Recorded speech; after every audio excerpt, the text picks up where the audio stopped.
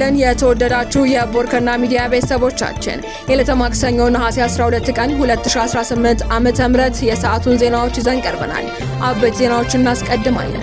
የሀገራዊ ምክክር ኮሚሽን ዋና ኮሚሽነር ፕሮፌሰር መስፍን አርአያ አሜሪካ ገቡ። በአንጻሩ የምክክር ጉባኤው ላይ የአንድን ወገን ሀሳብ ለማሳየትና የበላይነትን ለማስረጽ የተደራጁ አካሄዶች መኖራቸውን ኢሰመጎ ገልጿል። የዕለቱ ዜናችን ቀዳሚ ጉዳይ አድርገነዋል። በአዲስ አበባ የነዋሪነት መታወቂያ ለማውጣት 60 ሺህ ብር እየተጠየቀ ነው ተባለ። የአዲስ አበባ ሲቪል ምዝገባና ነዋሪነት አገልግሎት ኤጀንሲ ግን የቀረበበትን ውንጀላ አስተባብሏል። ተጨማሪውን ይዘናል። በጠለምት ወረዳ በተከሰተ ድርቅ የ16 ሰዎች ሕይወት አለፈ። በሰሜን ጎንደር ዞን ጠለምት ወረዳ የተከሰተው ድርቅ በመቶዎች የሚቆጠሩ የቤተሰብ አባላትን ለስደት ዳርጓቸዋል ተብሏል። በዝርዝር እናደርሳችኋለን። አብን 2 ኮሚሽነሮች ጣልቃ እየገቡ ነው ሲል ወነጀለ። የአማራ ብሔራዊ ንቅናቄ አብን የኢትዮጵያ ሀገራዊ ምክክር ኮሚሽን በሰጠው ማብራሪያ ላይ ባወጣው ምላሽ የተወሰኑ የኮሚሽኑ ኮሚሽነሮችና የገዢው ፓርቲ አባላት በምክክር ሂደት ውስጥ እጃቸውን በማስገባት ያልተገባ ጣልቃ ገብነትና ተጽዕኖ ሲያሳድሩ መታዘቡን ገልጿል። ተጨማሪውን ይዘናል። ዜናዎቻችን በዝርዝር እናቀርባለን። በቅድሚያም ኮሚሽነር መስፍን አርአያ አሜሪካ መግባታቸው ተሰማ። ተመካካሪዎች ኮሚሽነሩን በአካል ያየናቸው ባለፈው ሳምንት ነው ሲሉ ተናግረዋል። ፕሮፌሰር መስፍን አርአያ በምክክር ሂደቱ አለመታየታቸው አነጋጋሪ ሆኗል። የኢትዮጵያ ሀገራዊ ምክክር ኮሚሽን ዋና ኮሚሽነር የሆኑት ፕሮፌሰር መስፍን አርአያ የምክክር ሂደቱን በተመለከተ በየወቅቱ መግለጫ ሲሰጡ አለመታየታቸው ነው ጥርጣሬውን የፈጠረው ተብሏል። በፕሮፌሰር መስፍን ቦታ ምክትል ኮሚሽነሯ ሂሩት ገብረስላሴ ወቅታዊ መግለጫዎችን እየሰጡ ይገኛሉ። ኮሚሽነሩ ጉባኤው የተካሄደበት በሚገኘው የኮንቬንሽን ሴንተር ከተገኙ ቀናቶች መቆጠራቸውንም ተመካካሪዎች ተናግረዋል። ኮሚሽነሩ ወደ አሜሪካ መግባታቸው የተረጋገጠ ሲሆን ምክንያቱም በገጠማቸው ሐዘን መሆኑ ተሰምቷል። ዋና ኮሚሽነሩ ወደ አሜሪካ ያቀኑት እህታቸው በማረፏ በሽኝት ስነ ስርዓት ላይ ለመገኘት ነው የተባለ ሲሆን ነገረቡ በቀብርና ሽኝት ስነ ስርዓት ላይ ከታደሙ በኋላ ሐሙስ ዕለት ወደ ሀገር ቤት እንደሚመለሱ ተገልጿል።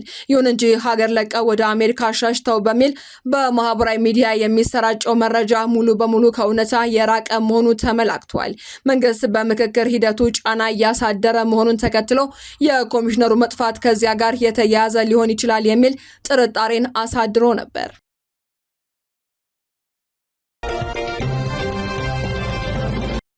ኢሰመጎ በሀገራዊ ምክክር ጉባኤው ላይ የአንድ ወገንን ሀሳብ ለማሰማትና የበላይነትን ለማስረጽ የተደራጁ አካሄዶችን መመልከቱን ገለጸ።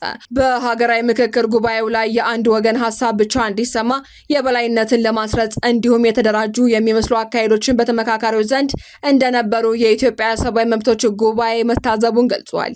የኢሰመጎ ዋና ዳይሬክተር ተስፋዬ ገመቹ የኢትዮጵያ ሲቪል ማህበራት ድርጅቶች ምክር ቤትን ወክለው በሀገራዊ የምክክር ሂደቱ ላይ የተገኙ ሲሆን እንደ መጀመሪያ ሂደት በጎ የሚባል ቢሆንም በምክክር ሂደቱ ውስጥ በርካታና የተለያዩ አስተሳሰብ ያላቸው ተሳታፊዎች መኖራቸውን በመጥቀስ በሂደቱ በርካታ ጉዳዮችን እንደታዘቡ ከጋዜጠኞች ጋር በነበራቸው ቆይታ ተናግረዋል።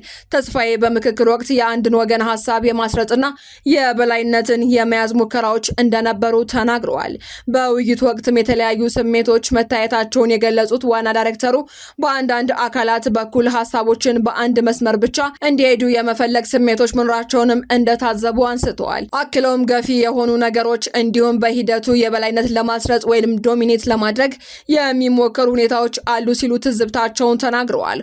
ሆኖም ግን ሂደቱ ከተጠበቀው አንጻር ሲታይ የነበረው ፍትጊያ ያነሰ መሆኑንና የተደራጁ የሚመስሉ አካሄዶችን መመልከታቸውን ገልጸዋል። ተስፋዬ ቀጥለውም ትዝብታቸው 120 አባላት ያሉትን የ15 ተመካካሪዎችን መረጣ እንደሚያካትት ጠቁመዋል። በአጠናጋሪ ኮሚቴዎች ወይንም በአመራረጥ ሂደት ላይ ክፍተቶች መኖራቸውን የጠቀሱት ተስፋዬ ቢያንስ ከአንዳንዱ ቡድን ሰዎች ቡድን ይወክላሉ የሚባል ሰዎች ቢመረጡ የተሻለ እንደነበር ገልጸዋል። ነገር ግን አሰራሩ ክልልን እንዲወክሉ ተደርጎ በመዋቀሩ በክልል ደረጃ የሚመጡ ሰዎች ተመሳሳይ አይነት ርዕዮተ ዓለም ያላቸው ሊሆኑ ስለሚችሉ ትንሽ ተገቢነት ነበረ ወይ የሚል ጥያቄዎችን የምናነሳባቸው ሁኔታዎች አሉ ብለዋል። ተስፋዬ ምክክሩ እንደ አጠቃላይና እንደ መጀመሪያ ልምድ ደህና ነው ማለት ይቻላል ያሉ ሲሆን ያንን ያህል በጣም የሚያሳሳ ነገር ያለው ነው ማለት አይቻልም ብለዋል። አክለውም ያ ማለት ግን አንዳንድ ነገሮች ላይ ምንም ነገር የለም ማለት አይደለም ብለዋል። በሆኑ ጉዳዮች ላይ ደግሞ የተለዩ ምልከታዎች ሊኖሩ ይችላሉና እነዛን መጨረሻ ላይ የታዘብናቸውን ትዝብቶች ማቅረቡ የተሻለ ይሆናል ባይ ናቸው።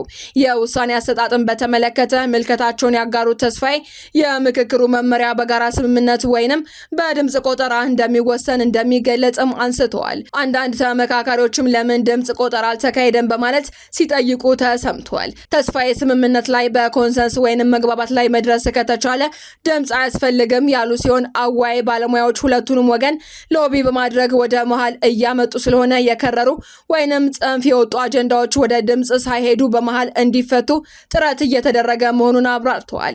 አክለውም በሂደቱ የሚነሱ ሀሳቦች በሙሉ ወዲያውኑ ህግ የሚሆኑ ሳይሆኑ ምክረ ሀሳብ መሆናቸውን በመግለጽ አንዳንዶቹ ወደ ህግ ሊሄዱ የሚችሉ ሊሆኑ ይችላሉ፣ አንዳንድ በፖሊሲ የሚሸፈኑ ሊሆኑ ይችላሉ፣ አንዳንድ ህገ መንግስት ውስጥ ተካቶ የሚሄዱ ሊሆኑ ይችላሉ ብለዋል። በተጨማሪም አንዳንድ ምክረ ሀሳቦች ላይ እስከ ህዝብ ውሳኔ ወይንም ሪፈረንደም ሊሄድ የሚችል ጉዳይ ሊኖር ስለሚችል በሂደቱ ነው መፈተሽ የምንችለው ብለዋል።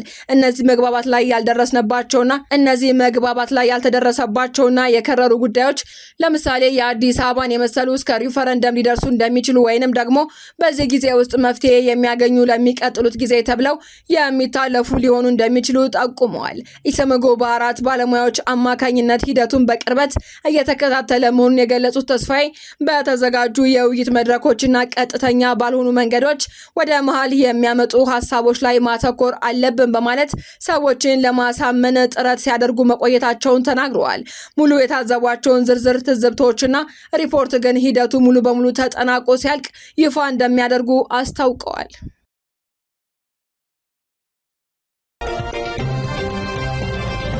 በአዲስ አበባ የነዋሪነት መታወቂያ በ60 ሺህ ብር እየተሸጠ ነው ተባለ። ኤጀንሲው ግን መረጃውን አስተባብሏል። በአዲስ አበባ ከተማ የነዋሪነት መታወቂያ እስከ 60 ሺህ ብር በሚደርስ ክፍያ በህገወጥ መንገድ እየተሸጠ መሆኑን የወጡ መረጃዎች አመላክተዋል። የኤጀንሲው ሰራተኞች ከደላሎችና ከቤት ባለቤቶች ጋር በመቀናጀት ክፍያ የፈጸሙ ሰዎችን በነባር ነዋሪዎች መዝገብ ውስጥ የቤተሰብ አባል አስመስለው በመመዝገብ መታወቂያውን በዲጂታል ስርዓት ውስጥ ህጋዊ እንደሚያደርጉት ተመላክቷል። የአዲስ አበባ ሲቪል ምዝገባና የነዋሪነት አገልግሎት ኤጀንሲ የቀረበበትን ክስ ሙሉ በሙሉ አስተባብሏል። ኤጀንሲው ባወጣው መግለጫ ዘገባው በሀገር ውስጥ ህጋዊ የዘገባ ፍቃድና ሪፖርት ሳይኖረው ያሰራጨውን ሚዛናዊ ያልሆነና የተቋሙን የሪፎርም ስራዎች ለማጠልሸት የታለመ አሉባልታ ነው ብሎታል። ተቋሙ አሰራሩን ኦንላይን በማድረግና በ7533 የነጻ ስልክ መስመር ጥቆማዎችን በመቀበል ህገወጥ አሰራርን እየታገለ መሆኑን በመግለጽ ዘገባው እንዲነሳና ይቅርታ እንዲጠየቅ ካልሆነ ግን በህግ እንደሚጠይቅ አስታውቋል። በጠለምት ወረዳ በተከሰተ ድርቅ የ16 ሰዎች ህይወት ማለፉን የመረው ቀበሌ አስተዳዳሪ ገለጹ። በሰሜን ጎንደር ዞን ጠለምት ወረዳ መረው ቀበሌ በተከሰተው ድርቅ ሳቢያ የ16 ሰዎች ህይወት ማለፉንና በመቶዎች የሚቆጠሩ የቤተሰብ አባላት ለስደት መዳረጋቸውን የመረው ቀበሌ ዋና አስተዳዳሪ ጥላሁን ገብረ ሚካኤል ተናግረዋል። እንደ አስተዳዳሪው ገለጻ በአካባቢው ከመጋቢት ወር ጀምሮ ምንም አይነት ዝናብ በመጥፋቱ አርሶ አደሩ የዘራው እህል ሳይበቅል ቀርቷል። በዚህ ምክንያት በአካባቢው የምግብ እጥረትና ረሃብ በመከሰቱ የሰው ህይወት ከማለፉን ባሻገር የቁም እንስሳትን በሙሉ ማለቃቸውን አክለዋል። በተጨማሪም ድርቁ ያስከተለው የረሃብ ሁኔታን መቋቋም የተሳናቸው 488 አባወራዎች ከአካባቢው ለቀው ወደ ምዕራብ ትግራይ መሰደዳቸውን አቶ ጥላሁን አስረድተዋል። ችግሩን በተመለከተ እስከ ክልል ድረስ አቤቱታ መቅረቡን የጠቆሙት አስተዳዳሪው ከየቀበሌው የተመደቡ አካላት የሞቱ ሰዎችን፣ የተሰደዱ አባወራዎችና ያለቁ እንስሳትን ቁጥር መዝግበው ለሚመለከተው አካል ቢያሳውቁም እስካሁን ምንም አይነት ምላሽ አለመገኘቱን ገልጸዋል። ከዚህ ቀደም ከመንግስት የተደረገው ድጋፍም ለአቅመ ደካሞች ብቻ የተሰጠ የሴፍትነት እርዳታ እንደነበረም አክለው ጠቁመዋል። እየከፋ የመጣውን የረሃብ አደጋ ተከትሎ የአካባቢው ነዋሪዎች የድንገተኛ እርዳታ ጥያቄ በማንሳት ሰልፍ መውጣታቸውን የገለጹት ጥላሁን አሁንም አስቸኳይ ድጋፍ ካልቀረበ የአካባቢው ህዝብ በረሃብ የሚያልቅበት አጋጣሚ ሰፊ በመሆኑ የሚመለከታቸው አካላት በፍጥነት እንዲደርሱላቸው ጥሪያቸውን አስተላልፈዋል። አብን 2 ኮሚሽነሮች ጣልቃ እየገቡ ነው ሲል ወነጀለ። የአማራ ብሔራዊ ንቅናቄ አብን የኢትዮጵያ ሀገራዊ ምክክር ኮሚሽን በሰጠው ማብራሪያ ላይ ባወጣው ምላሽ የተወሰኑ የኮሚሽኑ ኮሚሽነሮችና የገዢው ፓርቲ አባላት በምክክር ሂደት ውስጥ እጃቸውን በማስገባት ያልተገባ ጣልቃ ገብነትና ተጽዕኖ ሲያሳድሩ መታዘቡን ገልጿል። አብን ሰኞ አመሻሹን ሀገራዊ ምክክር ኮሚሽን የፓርቲውን ስም ጠቅሶ የሰጠውን ምላሽ ተከትሎ ባወጣው ይፋዊ መግለጫ እንዳመላከተው ኮሚሽኑን በጅምላ ገለልተኝነት አይደለም ባይልም በተለይ ተለይተው የታወቁ 2 ኮሚሽነሮች በከተሞች አጀንዳ ውስጥ በቀጥታ በማስገባት ተሳታፊዎችን ፍላጎት ለማስቀየርና ተጽዕኖ ለማሳደር ሙከራ ማድረጋቸውን እንደታዘበ አስታውቋል። በመግለጫው 2 ኮሚሽነሮች የተወሰኑ በኮሚሽኑ የተመደቡ ባለሙያዎችና አስተባባሪዎች አድሏዊ አሰራር በማሳየት የፓርቲ ተወካዮችና ሌሎች ተሳታፊ አቋማቸውን እንዳያቀርቡ እድል በመንሳት ስልታዊ አፈና ፈጽመዋል ብሏል።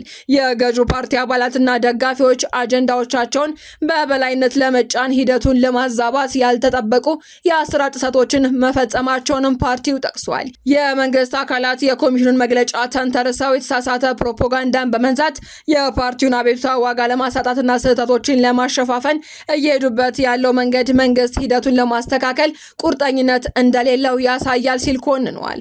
በሌላ በኩል ኮሚሽኑ ትላንት ባወጣው መግለጫ የአማራ ብሔራዊ ንቅናቄ አብን በቅርቡ ያወጣው መግለጫን አስመልክቶ ማብራሪያ የሰጠ ሲሆን ሂደቱ አካታችና አሳታፊ አይደለም የሚለውን የአብን አቋም ተገቢውን ምርመራና ማጣራት ካደረገ በኋላ የማይጋራው መሆኑን አስታውቋል። የማንኛውም ተመካካሪ አቤቱታና ቅሬታ በቀላሉ እንደማያልፈውና ለአብንም ሆነ ለሌሎች አካላት ለሚቀርቡ ቅሬታዎች በቅሬታ አፈታት ስርዓቱ መሰረት ምላሽ እየሰጠ እንደሚገኝ ኮሚሽኑ አስታውቋል። ሂደቱን ለማሻሻል የሚቀርቡን ገንቢ አስተያየቶችና ቅሬታዎችንም በግብዓትነት ለመውሰድ ዝግጁ መሆኑን የገለጸው ኮሚሽኑ አብንና ሌሎች ባለድርሻ አካላትን በቀሪው ምክክር ሂደት በንቃት እንዲሳተፉና የጋራ መግባባት ለመፍጠር እንዲተባበሩ ጥሪ አቅርቧል።